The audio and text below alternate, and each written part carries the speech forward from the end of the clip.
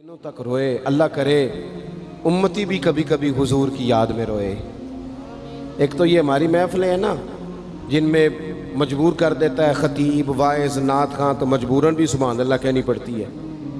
کاش کبھی گھر میں بیٹھے بیٹھے بھی دل کرے اور ہم کسی نعت خواں کے دروازے پہ اسپیشل جا کے دستک دیں اور اسے کہیں دل بڑا پریشان ہے، مدینے والے کی کوئی نعت تو سنا۔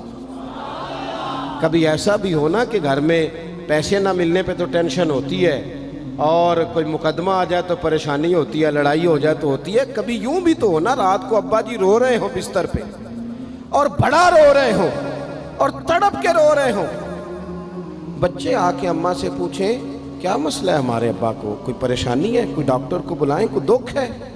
اماں کہتی ہے جاؤ تمہارے والی بات نہیں۔ بچے اصرار کر کے کہتے ہیں نہیں اماں بتا تو صحیح مسئلہ کیا ہے؟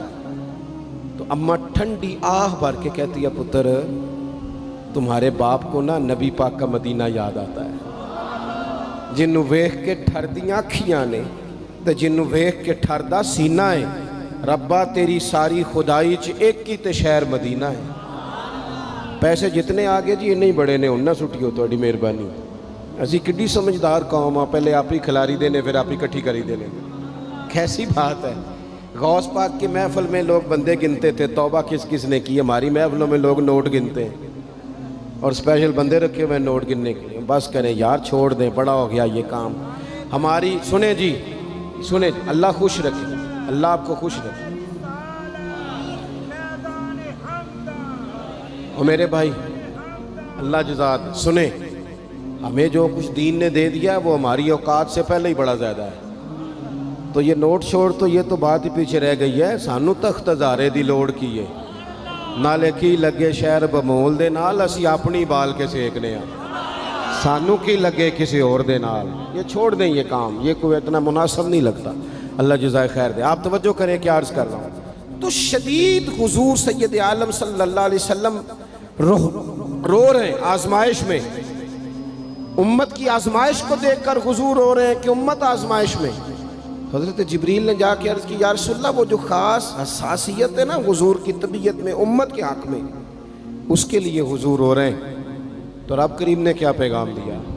کہا کہہ دو محبوب سے جا کے وَلَسَوْفَ يُعْطِيكَ رَبُّكَ فَتَرْضَىٰ، محبوب رب آپ کو اتنا دے گا کہ آپ اپنے رب سے راضی ہو جائیں گے، راضی کیا جائے گا امت کے حق میں۔ اور حضور فرمانے لگے جب تک ساری امت جنت میں نہیں جائے گی میں نے راضی نہیں ہونا۔ حضور کا یہ رشتہ حساسیت، چونکہ ہمارے پاس تو اب ہم بعض دفعہ لگتا ہے کہ زیادہ عالم ہو گئے لوگ، تو ہماری دیواروں پر نا، اسکولوں کی دیواروں پر انگریزوں کے قول بھی اب لکھے ہوئے ہیں، تو کئی دفعہ پوچھنے کو دل کرتا ہے انتظامیہ سے کہ حدیثیں ساری یاد ہو گئی ہیں بچوں کو، جو تمہیں اب قولوں کی ضرورت پڑ گئی وہ بھی غیروں کے اقوال تک تم آ گئے ہو۔ اس قوم کو تم نے حضور کے فرامین سارے سنا لیے۔ او خدا کے بندو، حضور نے تو اتنا حساس کر کے یہ رشتہ بتایا ہے کہ باریک باریک نقطے بھی سمجھائے، یہ کام نہ کرنا دوزخ میں چلے جاؤ، یہ کام کرنا تمہارا فائدہ، ایک ایک بات کھول کے بیان کی۔ امت کے پاس ٹائم ہی نہیں ہے حدیثیں پڑھنے کا، وقت ہی نہیں ہے۔ ہمارا تو مزاج بن گیا نقطے سننے سنانے کا، نقطے۔ وہ ہمارا نقیب محفل اسٹیج پہ بھاگ کے ادھر جاتا ہے، پھر بھاگ کے ادھر آ جاتا ہے۔ وہ کیوں لگا کہتا میں جملہ دین لگا۔ او خدا کے بندے تو جملہ رہن دیکھا، تو کوئی آیت دے، تو کوئی حدیث پاک پڑھ۔ وہ پھر وہ بعض اوقات میں تو چونکہ کمزور سا بندہ ہوں تو وہ جب 50 کو دفعہ کہتے ہیں نا تیار ہو جو جملہ دین لگا، تو ایسے لگتا ہے جملہ نہیں آئے گا کوئی ایٹم بم بھی آئے گا۔ بھائی تو دے دے جو تو نے دینا، اتنا پریشان تو کس بات کا ہو گیا؟ اور پھر سارے ہی کہہ رہے ہیں جتنے آئے، نقیب، نعت خواں، خطیب، سب کہہ رہے ہیں سارا قرآن حضور کی تعریف ہے۔ تو پھر پڑھنا چاہ رہا ہے تو بھی تو پڑھ کوئی بھی نہیں رہا، کہی جا رہا ہے۔ اپنی زندگی کے اندر حضور نے جو ہمیں اسباق دیے، جمعے والے دن ٹائم پہ مسجد جایا کرو۔ مولوی نکمہ بھی ہو نا میری طرح کا، آپ وقت پہ جائیں گے تو وہ جلد تیاری شروع کر دے گا، آپ آخری 10 منٹ جاتے ہیں تو وہ کیا مولانا دیواروں کو تقریر سنائیں؟ تیاری کریں، حضور کے فرامین سنیں، اور نبی پاک صلی اللہ علیہ وسلم نے جہاں جہاں ہمیں اسباق پڑھائے ہیں وہ اس رشتے کی حساسیت کو دیکھیں۔ چونکہ حضور نے بڑا حساس رشتہ بنایا امت سے، تو پھر امت کے دل بھی حضور کے حق میں بڑے حساس ہیں۔ اپنے مزاج کے لحاظ سے نا نرم طبیعت کے آدمی حضرت صدیق اکبر۔ کچھ لوگ نرم ہوتے ہیں نا بیچارے، جو گیا مان لی، جو گیا مان لی، ان کو لوگ تنگ بھی بڑا کرتے ہیں۔ یہ بھی میں آپ کو بتا رہا ہوں۔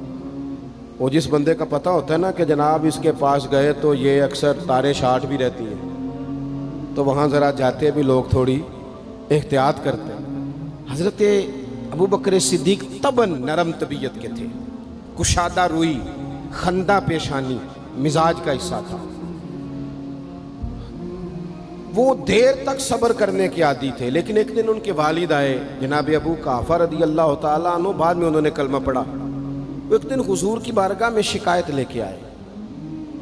اب کسی اس بندے کی شکایت آ جائے نا جس کی توقع نہ ہو، جس سے توقع نہ ہو۔ کسی نے کہا تھا نا کہ تجھ سے شکوہ نہیں بے وفائی کا، پر تجھ سے امید بے تحاشا تھی۔ تیرے اوپر امیدیں بڑی تھیں، تو نے یہ جو کام کیا نا یہ تھوڑا عجیب لگا ہے، تجھے نہیں کرنا چاہیے تھا۔ کوئی اور کر دیتا تو چلو بات اتنی سخت نہیں تھی، تجھے نہیں کرنی چاہیے تھی، تیری بنتی نہیں تھی۔